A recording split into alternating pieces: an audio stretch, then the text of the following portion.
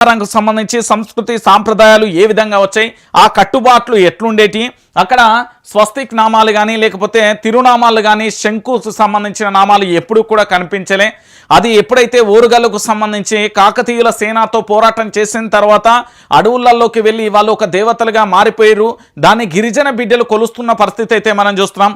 అలాంటి గిరిజన బిడ్డలు కొలుస్తున్న జాతరను ఇప్పుడు పూర్తి స్థాయిలో కూడా ఇలాంటి ఎందుకు తీసుకొస్తున్నారు, ఇలాంటి చిహ్నాలను ఎందుకు తీసుకొస్తున్నారు అని ఆదివాసి బిడ్డలతో పాటు తెలంగాణ సమాజం కూడా అడుగుతున్నది.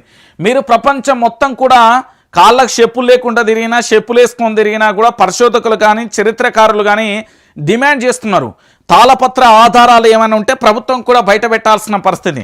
అది నిజంగా కూడా గిరిజనులకు సంబంధించిన పోరాట స్ఫూర్తిగా మనం చెప్పచ్చు. మరి అలాంటిది ఈరోజు ఎందుకు తెర మీదకి తీసుకొస్తున్నారు, మరి ఎవరి మెప్పు పొందడానికి ఇలాంటి పనులు చేస్తున్నారు అనేది గిరిజన బిడ్డలు కూడా అడుగుతున్న పరిస్థితి కనబడుతుంది.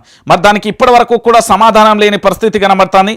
మీరందరూ కూడా ఆలోచించాల్సిన విషయం ఏంటంటే, ఈ సమ్మక్క సారలమ్మ మేడారం జాతరకు సంబంధించి మీకు మూడు అంశాలు చెప్తా, అందరికీ తెలియాల్సిన విషయం. ఎందుకంటే జాతర పేరు సమ్మక్క సారలమ్మది జాతరగా మనం పిలుస్తాం. ఇది ములుగు జిల్లాకు సంబంధించి మన తెలంగాణలో ఉంది. ప్రతి 2 సంవత్సరాలకు ఒకసారి ఈ పండుగ చాలా ఘనంగా గిరిజన బిడ్డలు చేసే పండుగ. ఇది మాఘమాసంలో మాత్రమే చేస్తాం. సమ్మక్క గిరిజన వీర వనిత సారలమ్మ సమ్మక్క గారి కుమార్తె. కాలం కాకతీయుల నాటి పాలన. ప్రత్యేకంగా ఇక్కడ విగ్రహాలు అనేవే ఉండవు.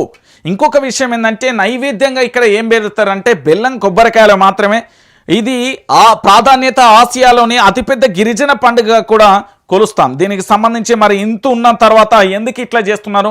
సమ్మక్క సారలమ్మ జాతరకు సంబంధించి తెలంగాణలోని ములుగులో మేడారం గ్రామంలో జరుగుతుంది. ఇది ఆసియాలోనే అతిపెద్ద పండుగగా మనందరికీ తెలిసిన విషయంలో. కాకతీయ కాలంలో గిరిజనులపై జరిగిన అణిచివేతను ఎదిరించి ఆమె కుమార్తె సారలమ్మ కూడా ఈ పోరాటంలో భాగస్వామైంది.